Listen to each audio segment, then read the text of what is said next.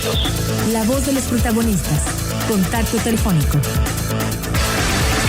Y nos da mucho gusto recibir vía telefónica al doctor Miguel Shekel Pardo. Él es director general del Centro de Estudios Educativos y Sociales. Doctor, buenos días, gracias por acompañarnos. Le saludamos Marcela Pámanes, Diana Torres y un servidor Juan Ceballos. ¿Qué tal? Muy buenos días, al contrario, muchas gracias a ustedes por la invitación. Y bueno, pues un problema que habla del bono demográfico y cómo se está desperdiciando en nuestro país es el de los denominados ninis, que ni estudian ni trabajan, y entre los que están también los denominados de la generación millennial.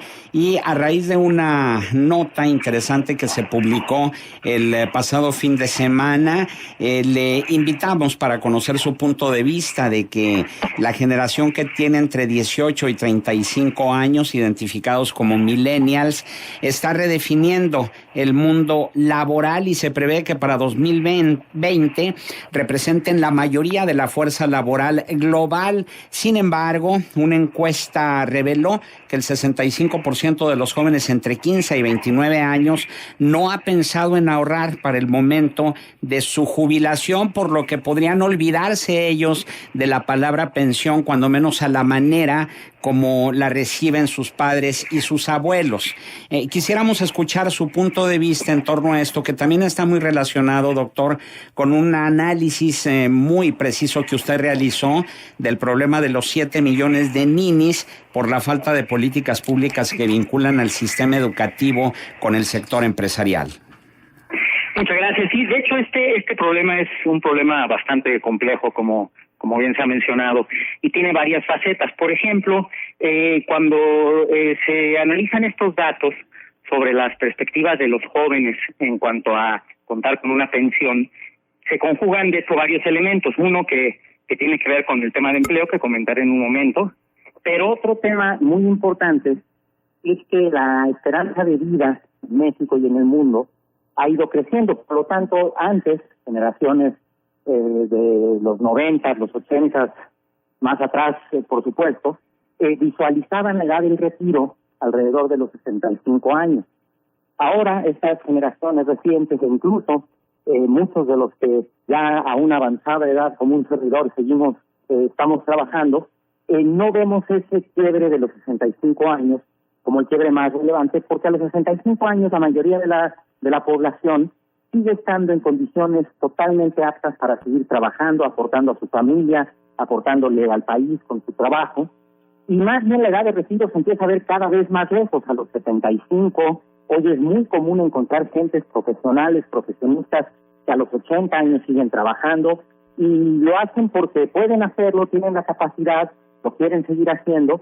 Y esto tal vez hace 40 años era impensable, que alguien a los 80 años tuviera que seguir trabajando. Bueno, se veía como un gran problema. Entonces, hay una visión ahora distinta, y es que ese horizonte de tiempo se empieza a ver como algo ya tan lejano que pues no es relevante necesariamente para un joven de alrededor de los 20 años, ven esta edad de los 75, los 80, bueno, como algo tan lejano que realmente no es parte de su toma de decisiones todos los días. Eso no quiere decir que no sea importante estar preparados e irse preparando a lo largo de la vida laboral y profesional para ese momento que llegará, pero es un factor que definitivamente está jugando.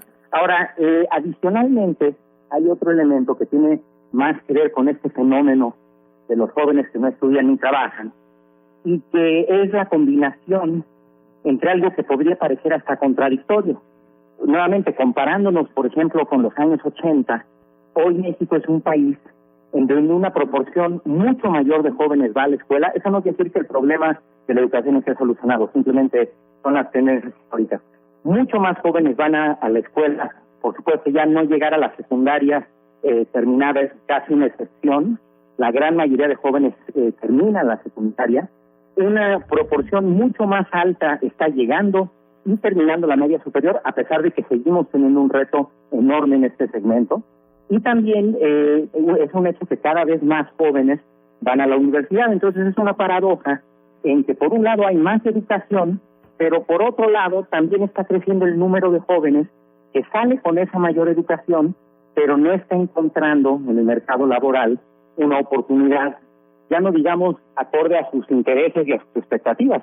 Una oportunidad, punto, no le están encontrando. O se tienen que ir a segmentos marginales de la informalidad, a trabajar o a hacer cualquier labor que puedan, pues para ganarse la vida. Y ese tipo de empleos también genera una expectativa negativa y les da a los jóvenes una sensación de, bueno, ya terminé, yo tenía una expectativa de que esa educación me iba a abrir las puertas a un mejor futuro, y no lo están encontrando. El hecho de que no lo están encontrando, por supuesto, tiene que ver en parte con la calidad educativa, pero también tiene que ver en muy buena medida con el hecho de que México, en las últimas décadas, ha tenido un desempeño económico pues muy mediocre, por decirlo menos. Tasas de crecimiento de alrededor del 2%, por abajo del 2%, excepcionalmente un 3%, pero si lo comparamos con otros países latinoamericanos, incluso países, por ejemplo, como Perú, que hace 3 décadas estaba muy atrás de México, hoy países como Perú han tenido un crecimiento económico ya por más de 10 años impresionante, y eso está generando oportunidades para estos segmentos de la población que están saliendo con más educación y que al llegar a las puertas del mercado laboral en otros países están encontrando mejores perspectivas, y en México eso no está siendo el caso. Es esta combinación con la falta de un dinamismo del mercado laboral, una falta de oportunidades económicas, lo que genera ese desencanto. Y volviendo, para cerrar este punto, al tema de las expectativas de las pensiones, pues un joven nuevamente se combina, se educó más, ve esta edad del retiro cada vez más lejana porque la expectativa de vida es cada vez mayor, y a la vez no ve oportunidades en el mercado laboral. Entonces, lejos de pensar en ese futuro que ven tan lejano de la edad del retiro, su preocupación es cómo ocuparse hoy y cómo poder generar un ingreso o empezar una vida con una mejor expectativa para el futuro. Estamos charlando con el doctor Miguel Shekel Pardo, director general del Centro de Estudios Educativos y Sociales. Doctor, pero también hay un importante sector de la población de jóvenes que sí estudiaron y que sí están trabajando, pero que no están trabajando en el área que ellos estudiaron, no es ni en la licenciatura ni en la ingeniería por la que se prepararon, y están en otros empleos pues en los que perciben sueldos mucho menores a lo que pudiera ser el nivel de su preparación. ¿Cuál es, está ligado esto, doctor, con la falta de políticas públicas que vinculen al sistema educativo con el sector empresarial? Sí, definitivamente también sucede eso. Una realidad es que el mundo, y sobre todo en el sector productivo, el mundo va cambiando a una velocidad increíble y cada vez mayor. Yo tenía el otro día un ejemplo en una conversación sobre este mismo tema, de que imagínense hace 10 años, por ejemplo, si alguien le hubiera hecho la pregunta a un estudioso de estos temas, ¿cuál era la carrera del futuro? Bueno, pues en México, una de las obvias hace 10 años hubiera sido, bueno, ¿por qué no te vas a estudiar ingeniería petrolera? Ahí hay grandes oportunidades. El sector en México está teniendo, bueno, una cantidad de ingresos y de generación de actividad enorme. Entonces, tal vez la recomendación hace 10 años hubiera sido, y es solo hace 10 años, hubiera sido métete de ingeniero petrolero. Imagínense que para ingeniero petrolero hace 10 años, encontrarse en el mundo de hoy, en el año 2016, no muy lejano al 2006, por ejemplo, hace 10 años en que tal vez pudieron haber ingresado a esa carrera. Entonces, imagínense un joven que entró en 2006 a estudiar ingeniería petrolera en una era de todavía un auge para México en el sector petrolero, terminó en el 2010 y pues en el 2014 se viene, incluso antes, se viene una debacle en el sector y pues ya no hay oportunidades para ese joven. Eso está reflejando, tal vez es un caso extremo, pero lo pongo como ejemplo para ilustrar que el sector productivo está cambiando a esta enorme velocidad. Este joven que tal vez vio esas expectativas en el sector petrolero, hay otros jóvenes que hoy están viendo otros sectores que tal vez en 10 años ya no son los más relevantes, y así sucesivamente. Y eso sucede porque tenemos un sistema educativo que por sus características y por muchos problemas que ya todos conocemos, que ustedes han comentado, es un sector que le cuesta mucho trabajo moverse, modernizarse, cambiar. Entonces, cuando el sector educativo va girando, reconociendo que tal vez estas carreras de ingeniero petrolero ya no son tan relevantes, que ahora son otras, cuando el sector educativo apenas se está adaptando, ya cambió también nuevamente la situación, ya son otras las carreras o los sectores de mayor dinamismo. Y eso, por supuesto, es un tema complejo, pero no quiere decir que no se pueda solucionar. Lo que ha estado sucediendo en otros países muy exitosos en este sentido es que cada vez más la educación se ha hecho menos específica en términos de los conocimientos muy acotados a un área en específica, y más bien lo que hacen es desarrollar habilidades y competencias que permitan que los jóvenes, los profesionales, en el futuro se vayan adaptando a estas condiciones cambiantes del mundo. O sea, ya no es aprenderse las fórmulas, aprenderse la receta, sino aprender cómo hacer una receta o cómo adaptar esas fórmulas en un medio que va cambiando, que es una habilidad muy distinta. Creo que en México, sobre todo en el campo de la educación superior, todavía hay un largo trecho para adecuarnos a esta situación. Las instituciones, nuevamente, pues también por razones entendibles, tardan en dar este tipo en adecuarse a este tipo de circunstancias, y va a ser un problema que creo que lamentablemente pues es inevitable que vayamos a seguir viendo, pero a la medida que el sector educativo vaya teniendo esta mayor capacidad de adaptación, no se convertirá en un cuello de botella o en la gran problemática para millones de jóvenes. Ahora, doctor, este diagnóstico del Centro de Estudios Educativos y Sociales, ¿ha sido presentado a alguna autoridad educativa o alguna instancia de gobierno para que se den cuenta ahora sí que de la enfermedad y buscarle la medicina? Sí, se ha presentado incluso en colaboración con el Banco Mundial y otras instituciones. Es un tema que creo que se sabe que es un gran problema.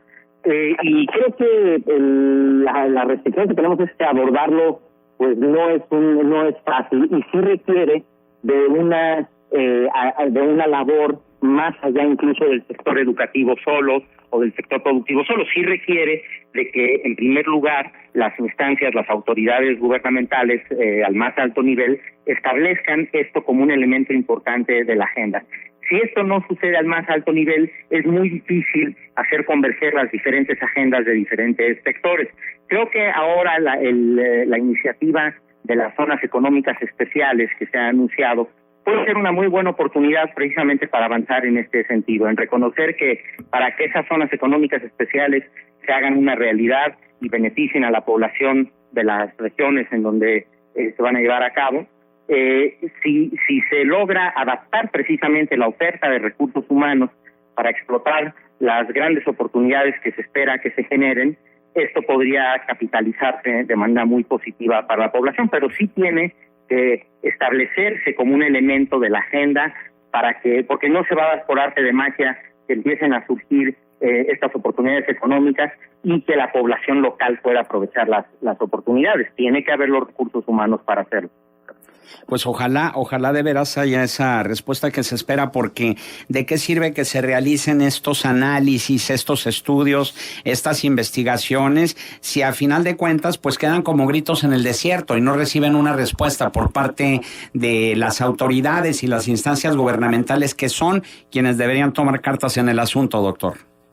Exactamente. Nosotros pensamos que se abre una oportunidad con este nuevo tema de las zonas económicas especiales, y esperemos que haya la visión para tomar este tema con la seriedad que se merece, porque además hay muchos ejemplos de países del mundo que sí han tomado estas oportunidades y que son países, bueno, pues que estaban nuevamente mucho más rezagados que México hace algunas décadas y hoy nos llevan varias décadas de ventaja. Son países como Corea, ese es tal vez el ejemplo más claro. Es un país que tomó muy en serio este tema en particular, y pues ahora nos lleva a décadas de desarrollo en distancia. Uh-huh. Doctor, buenos días. Le saluda Marcela Pámanes para preguntarle, realmente en estos sistemas, en el sistema educativo donde se ha privilegiado esta posibilidad de desarrollar las habilidades, las capacidades de los alumnos, ¿qué tanto podemos esperar de los egresados de una licenciatura? Sobre todo cuando vemos que ahora pues ya es prácticamente imposible que reprueben a un alumno, ¿no? tanto de primaria como de secundaria, si esto en algún momento dado pudiera afectar el desarrollo de sus habilidades y capacidades y en un momento dado la potencialidad para ingresar al mercado laboral. Sí, definitivamente es un cuello de botella que tenemos en México todavía, y el sistema educativo no es un problema que es una realidad, es que tarda mucho en adaptarse a estas nuevas circunstancias, pero creo que es ineludible hacerlo. En todos los países donde se han hecho este tipo de transformaciones sí tardan tiempo, pero si se establece una política clara de mediano plazo, se sigue, no se dan bandazos, no se cambia cada determinado número de años, sino se sigue una política consistente, y sobre todo, si se toma como una gran prioridad para el país y se le invierte lo que se le tenga que invertir, se llevan a cabo los programas, las iniciativas que se tengan que llevar a cabo de manera sostenida. Hay ejemplos muy claros de otros países en donde se ha logrado esta transformación en el sistema educativo, que lleva a final de cuentas a potenciar el sector productivo y las oportunidades económicas que tienen los países. Recién se ha conocido una información que, platicando con un grupo de jóvenes, lejos de estimularlos a seguir adelante, decían, bueno, ¿qué caso tiene que estudiemos? Y la información tenía que ver con lo que ganan los franeleros en la Ciudad de México. Entre 20 y 23 mil pesos, cuando pues un egresado de una carrera profesional, por lo menos aquí en el mercado, en la comarca lagunera, podría andar en los 8,000 o entre los 6 y los 8,000 pesos en el primer año de su experiencia laboral. ¿Cómo es este tipo de cuestiones que además están muy vinculados con la impunidad y yo diría también con la corrupción, cómo afectan en la perspectiva también y en las ganas de los jóvenes para ingresar al mundo del trabajo? Este es un problema terrible, es un drama realmente en México, porque lo que está sucediendo en México, especialmente en segmentos de la población de bajos ingresos, es que están viendo que si siguen la vía legal de estudiar, ponerse a trabajar, etcétera, pues podrán generar un ingreso que medio que les dé para vivir sin grandes expectativas, pero la ilegalidad increíblemente les ofrece a veces alternativas económicas más atractivas para ellos.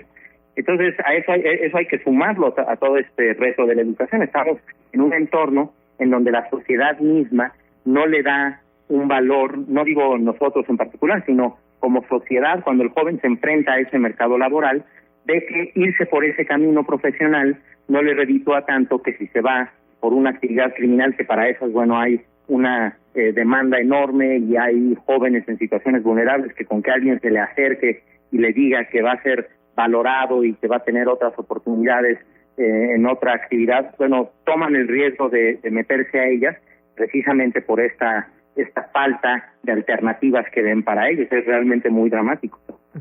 Muy bien, doctor Miguel Shekel y Pardo, director general del Centro de Estudios Educativos y Sociales. Nuestro agradecimiento por su valiosa participación aquí en Contextos. Al contrario, muchas gracias a ustedes por la invitación. Muy buenos días. Buenos días.